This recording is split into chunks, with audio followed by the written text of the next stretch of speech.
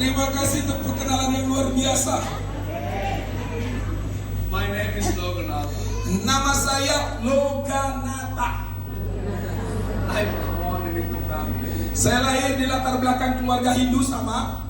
It's very hard for you to memorize my name. Mungkin susah untuk mengingat nama saya, agak panjang, agak susah. That's why many times I say, instead of calling me Loganatha Balarama, that looks very ugly. Ya, daripada memanggil saya mengingat nama saya Loganatha Balaraman, agak susah. Instead of you can call me Login or Log Out. Jadi saudara bisa memanggil saya Pastor Log In, Log Out.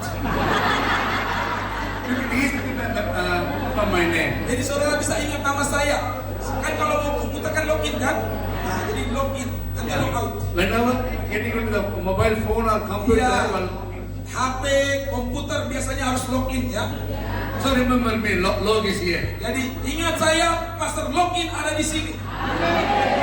So I born into family, very Orthodox family. Jadi sekali lagi, keluarga saya, latar belakang keluarga saya adalah Hindu yang taat.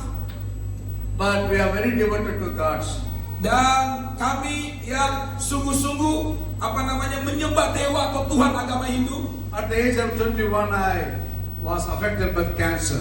Umur 21 tahun saya terkena kanker gigi, kanker mulut. When I was 4 years old, my father was died the same problem.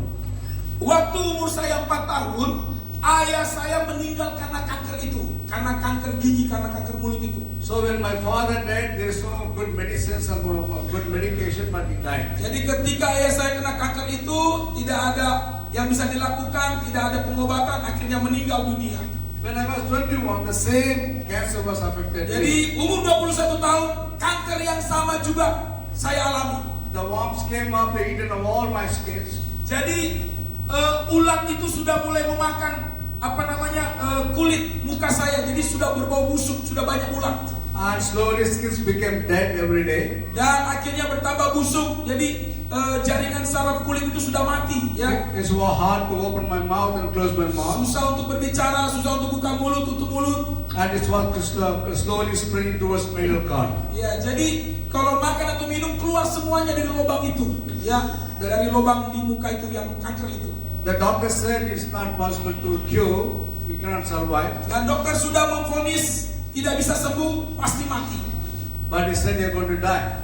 Kamu pasti mati. I said to my mother was so upset because my father did the same. Jadi ibu saya sangat sedih dan kecewa karena melihat kondisi saya, karena suaminya meninggal karena itu. The whole family very upset because in the young age I'm going to die. Ya, semua keluarga juga sedih karena sebentar lagi saya akan mati karena kanker itu. But God has His own plan.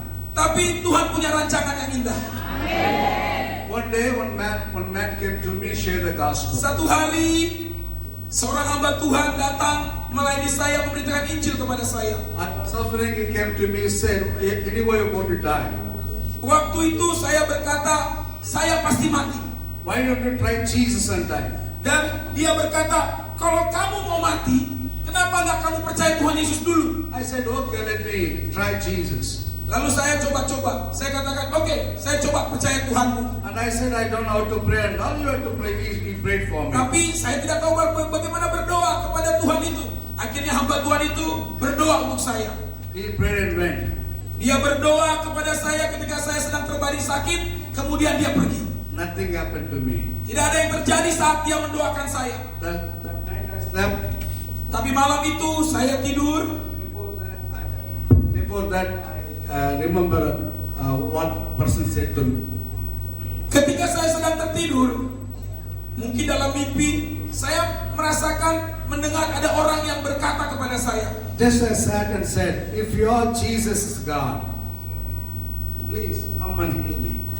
Karena sebelumnya saya berdoa begini, Tuhan Yesus, kalau memang Kau Tuhan Yesus yang benar yang diberitakan oleh hamba Tuhan itu, sembuhkan saya. Because we have plenty of God and goddesses. Karena di agama Hindu ada banyak dewa-dewa dan dewi-dewi. I tried every God. Saya sudah pergi ke semua dewa-dewa itu. Nothing has happened to me. Tidak ada yang terjadi dalam diri saya. But the same faith and Jesus, I said, "If you're God, please help me." Tapi kalau memang Kau benar Tuhan, tolong saya, sembuhkan saya. That that night God, Jesus came into my dream and touched me and healed me. Dan malam itu, dalam mimpi saya bisa merasakan Yesus Tuhan menjamah saya. And I asked, who are you?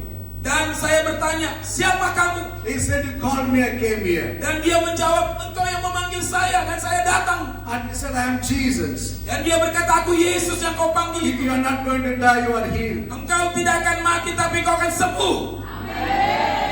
I said, okay, let me check with that. Dan saya berkata, baik, saya akan It's all periksa.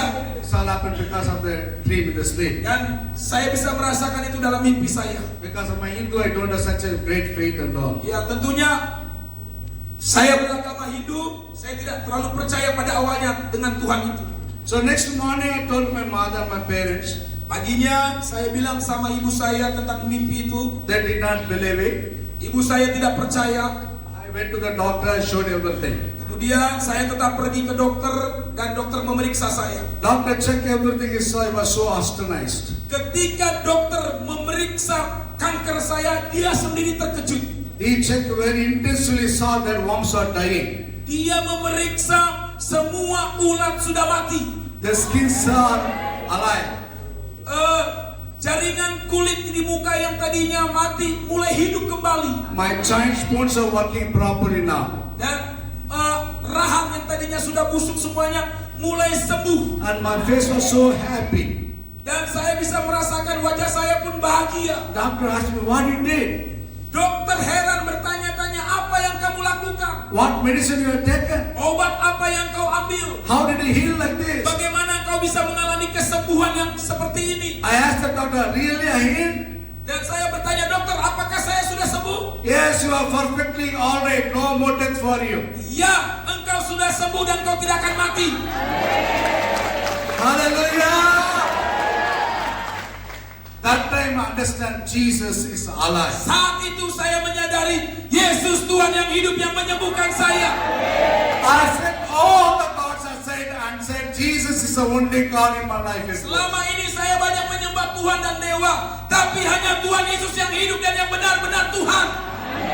I began to serve the Lord that time onwards. Dan akhirnya saya percaya Yesus dan mulai melayani Tuhan Yesus. For that, God gave me the word. Book of John chapter 12 verse 26. Yohanes 12 ayat 26. John 10 to 26. Injil Yohanes 12 ayat 26. Yeah.